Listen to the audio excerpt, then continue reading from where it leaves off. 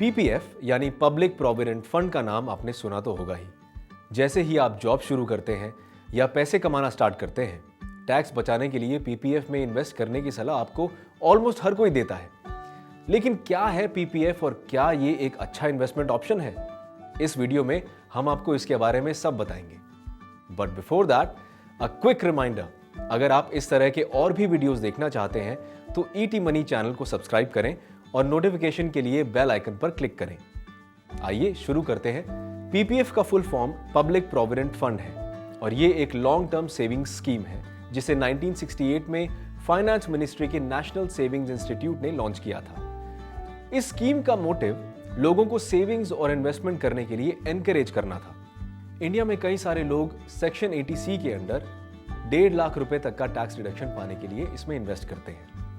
आइए अब बात कर लेते हैं इस स्कीम के फीचर्स के बारे में। सबसे पहले आता है रिस्क रिटर्न इक्वेशन। हम सभी रिटर्न्स के लिए इन्वेस्ट करते हैं, तो अब ये भी जान लीजिए कि इसमें इन्वेस्ट करने पर कितना रिटर्न मिलता है और कितना रिस्क है इसमें। गवर्नमेंट पीपीएफ का इंटरेस्ट रेट क्वार्टरली डिसाइड करती है।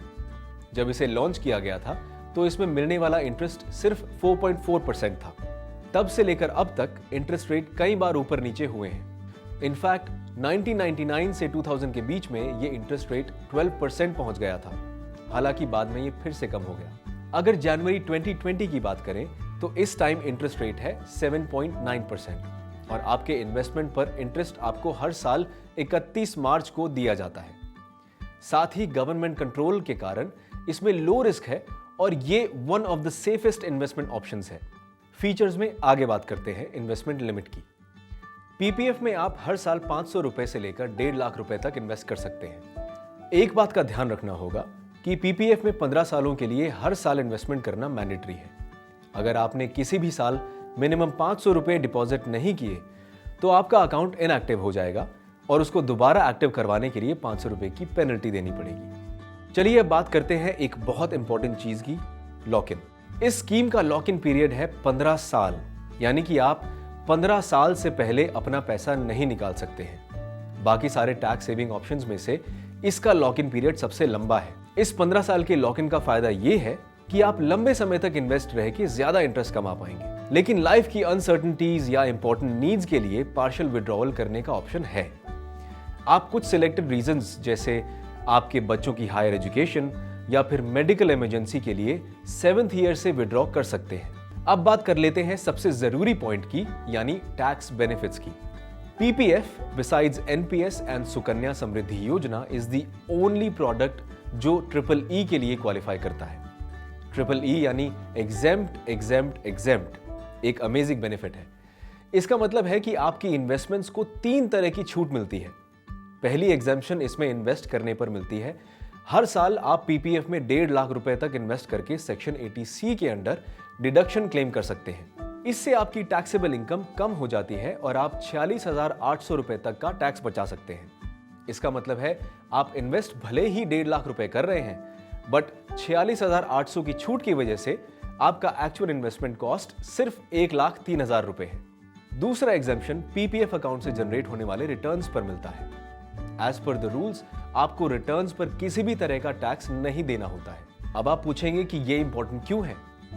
इसीलिए कि कंपेयर टू से बैंक एफडीज, जहां आपको जो इंटरेस्ट आने वाला है या जो अक्यूमुलेट हो रहा है आपको उस पर भी टैक्स भरना पड़ता है, लेकिन पीपीएफ में ऐसा नहीं होता। और फाइनली जो मैच्योरिटी पे आपको अमाउंट मिलता है उस पर भी यू डोंट हैव टू पे टैक्स।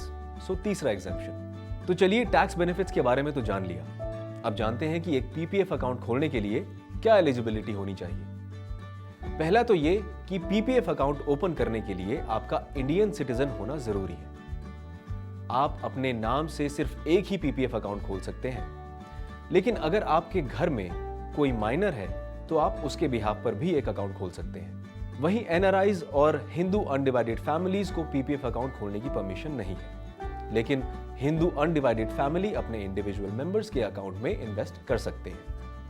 अगर आपके दिमाग में जॉइंट अकाउंट का ख्याल आ रहा है तो आपको बता दें कि इस स्कीम में आप जॉइंट अकाउंट नहीं खोल सकते। इतनी सारी बातें हो रही हैं तो ये भी जान लीजिए कि पीपीएफ अकाउंट का ओपनिंग चार्ज है 100 रुपए, वहीं मिनिमम इन्वेस्टमेंट 500 रुपए से स्टार्ट हो सकती है। तो अब आपको एलिजिबिलिटी तो क्लियर हो गई होगी, लेकिन आपके माइंड में यह जरूर होगा कि पीपीएफ अकाउंट कहां और कैसे ओपन कर सकते हैं। आप पीपीएफ अकाउंट बैंक्स या फिर पोस्ट ऑफिस में ओपन कर सकते हैं।